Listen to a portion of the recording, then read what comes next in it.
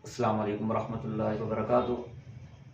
मैं हूँ हाफिज़ तारिक और आप देख रहे हैं मेरा यूट्यूब चैनल हाफिज़ तारिक 786 वफ़ाक़ुल मदारिस इन्फो। आज एक नए टॉपिक के साथ हाज़िर हुआ हूँ और कोशिश करूँगा कि ये आप जो मेरा टॉपिक है आपके लिए इंफॉर्मेटिव हो और आपके लिए आसानियाँ पैदा करे। आज का हमारा टॉपिक है वफ़ाक़ुल मदारिस से तस्दीक कराने का तरीका। फ़िलहाल मैं आपको वफ़ाक़ुल मदारिस असनाद की तस्दीक कराने का तरीका बताऊंगा और ये सिर्फ वफ़ाक़ुल मदारिस से मुताल्लिक़ नहीं है, बल्कि आप अपने मुताल्लिक़ किसी भी दीनी इदारे से अगर ताल्लुक़ रखते हैं, दीनी बोर्ड से ताल्लुक़ रखते हैं, तो उनका भी तकरीबन ये तरीका सेम हो सकता है। लेकिन अगर इसके अलावा कोई बोर्ड है तो उसमें आप अपनी भी उसको लर्न करने की कोशिश करें, आप अपनी भी तहक़ीक़ करें, क्योंकि मुझे ज़्यादातर मालूमात वफ़ाक़ुल मदारिस से मुताल्लिक़ है जो कि मैं बयान कर रहा हूँ, लेकिन अमूमन दूसरे इदारों के लिए भी इन्हीं चीज़ों की ही ज़रूरत होती है, क्योंकि ये मुतलक़न चीज़ें हैं। तो सबसे पहले मैं आपको तस्दीक कराने के लिए जिन कवायद की ज़रूरत होती है, जो उनका वफ़ाक़ुल मदारिस से असनाद को तस्दीक करने का जो तरीका होता है, सबसे पहले मैं वो बताऊँगा। फिर उसके बाद कवायद बताऊँगा, लेकिन वो एक अलग टॉपिक बनेगा क्योंकि तफसील बहुत ज़्यादा है, ये बहुत ज़्यादा लंबी हो जाएगी। तो इंशाल्लाह जो नेक्स्ट टॉपिक होगा उसमें आपको मैं कवायद बताऊँगा। इसमें मैं फ़िलहाल आपको सिर्फ तस्दीक करने का तरीक़ाकार बताऊँगा कि वफ़ाक़ुल मदारिस या किसी भी दीनी बोर्ड के से आप अपने असनाद की तस्दीक किस तरीके से करा सकते हैं। कोशिश करता हूँ आपको मैं समझाता हूँ। अपने असनाद को तस्दीक करवाने से पहले या उनको जब आपने चाहे भाई इसको फ़ोटो तस्दीक करवानी है, तो सबसे पहले अपने असनाद को चेक करें अपने ID कार्ड के साथ या अपनी मैट्रिक की सनद के साथ या डोमिसाइल। ये सारी चीज़ें सेम होनी चाहिए। अगर तो ये असनाद आपके बकिया डॉक्यूमेंट्स के बराबर हैं, यानी उसमें नाम, वल्दियत, डेट ऑफ बर्थ, ज़िला की किसी किस्म की कोई तब्दीली नहीं है, तो फिर आप उनकी तस्दीक करने के बारे में सोचें। अदरवाइज़ अगर उनमें कोई फ़र्क है तो पहले आपको उन असनाद की दुरुस्ती करवानी पड़ेगी, फिर आपकी वो अटेस्टेशन आपके किसी काम आएगी, अदरवाइज़ वो सिवाय नुकसान की कुछ नहीं है।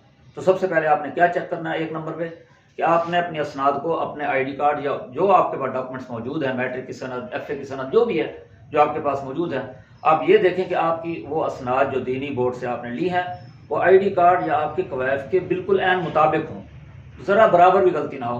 हत्ता कि बाज़ मदारिस दीनिया के तलबा तालिबात के असनाद के अंदर खाली सन लिखा होता है। मिसाल के तौर पे जी, एक तालिब इल्म है, उसका नाम, वल्दियत, डेट ऑफ बर्थ 1986 लिखी हुई है, तो जबकि उसके डॉक्यूमेंट्स के अंदर और ID कार्ड के अंदर 1/1/1986 है, तब भी आपको पहले अपनी असनाद दुरुस्त करवानी पड़ेंगी।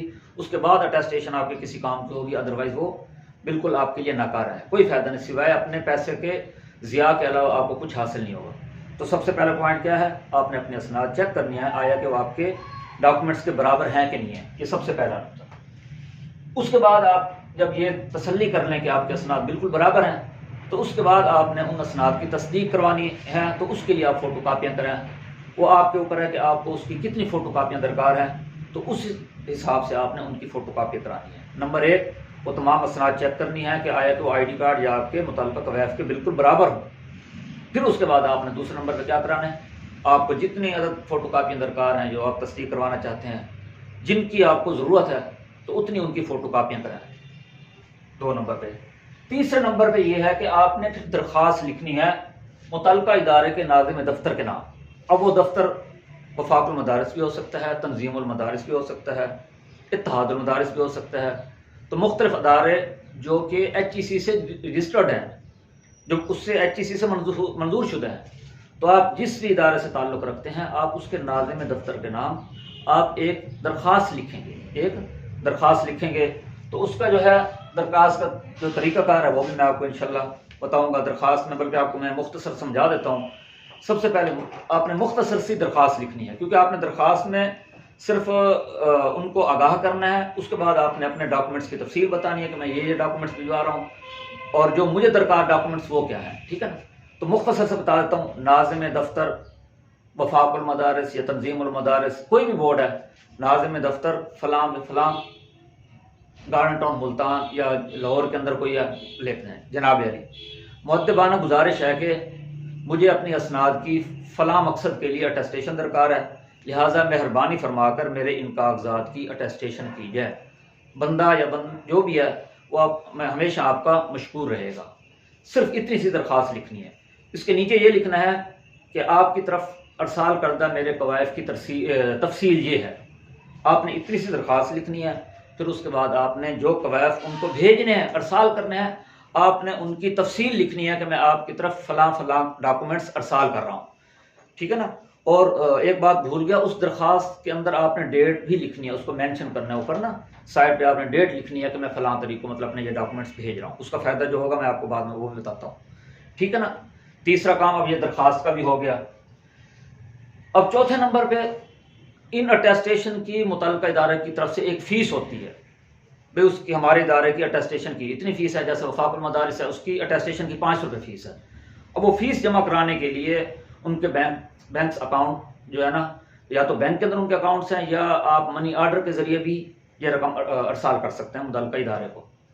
तो उसकी जो रसीद होती है, आपने मुतल्लिका इदारे की फ़ीस जमा कराने के बाद उस रसीद की एक फ़ोटो कापी रखनी है अपने पास। आपने अपने पास फ़ोटो कापी रखनी है ताकि सबूत के तौर पे काम रहे, आपके काम है। क्योंकि जो ओरिजिनल होगी वो आपको मुतल्लिका इदारे को अपने डॉक्यूमेंट्स के साथ अरसाल करना पड़ेगी, ठीक है ना। तो सबसे पहले क्या, आप अपने असनाद को चेक करें। नंबर 2, आप उनकी फ़ोटो कापी अपने ज़रूरत के मुताबिक करवाएं। नंबर 3, मुतल्लिका इदारे की जहाँ जहाँ अकाउंट्स हैं बैंक के अंदर या मनी ऑर्डर के ज़रिए आप उनकी रकम जमा करवाएं और उसकी रसीद की फ़ोटो कापी करा के वो अपने पास महफूज रखें। अच्छा, उसके बाद आ जाता है सबसे उसमें नीचे फिर आपने ये लिखना है कि मैं जो आपकी तरफ डॉक्यूमेंट्स अरसाल कर रहा हूँ उनकी तफसील ये है। आपने फिर उनको नंबर वाइज तरतीब से लिखना है कि मैं आपकी तरफ असल असनाद भेज रहा हूँ, नंबर 1। नंबर 2, आपको इतनी इतनी फ़ोटो कापी भेज रहा हूँ, ठीक है। नंबर 3, मैं आपको अरसाल करदा जो फ़ीस है उसकी रसीद ओरिजिनल आपको भेज रहा हूँ, ठीक है ना। ये चीज़ें आपने उनको मेंशन करके नीचे लिखनी है। वो मज़ीद मैं आपको बताऊँगा जब उसका वो नेक्स्ट वीडियो के अंदर जब हम बताएंगे ना कि हमने तस्दीक करवानी है तो तब मैं आपको बताऊँगा। उसके बाद आ जाएगा, ये तो हो गया अरसाल करदा कवायफ की तफसील। अब आपने नीचे एक और हेडिंग देनी है कि मुझे दरकार जो है उसमें यह है कि मुझे जो मेरे दरकार जो मुझे दरकार कवायफ हैं वो ये हैं, ठीक है ना। क्योंकि उनमें कुछ चीज़ें ऐसी होती हैं जो आप यहाँ से नहीं भिजवाते बल्कि इदारा वहाँ से भिजवाता है आपको, ठीक है ना। तो नीचे आपने क्या करना है, ये लिखना है कि मुझे दरकार कवायफ की तफसील ये है। फिर इसमें आप ये चीज़ें भी ऐड करेंगे। उसके अलावा कुछ चीज़ें होती हैं जैसे HEC का फॉर्म होता है, वो मुतल्लिका इदारे से बाज़ दफ़ा लेना पड़ता है। इसी तरह गज़ट रिज़ल्ट होता है जो कि इदारे से ही निकलता है। तो इस चीज़ की आप तफसील लिखेंगे तो आपको मतलब है कि वो चीज़ें मिलेंगी भी सही और उनको इदारे वाले को मकसद समझ आ जाएगा कि आप क्या लेना चाहते हैं या आपकी ज़रूरत क्या है। तो ये सारी चीज़ें मैं आज आपके सामने जो बयान की उम्मीद करता हूँ कि आपको सारी चीज़ें समझ आ गई होंगी। अगर आपको लगता है कि मेरी ये वीडियो आपके लिए ज़रा भी इंफॉर्मेटिव रही है तो आप मेरी वीडियो को ज़रूर लाइक और शेयर करें।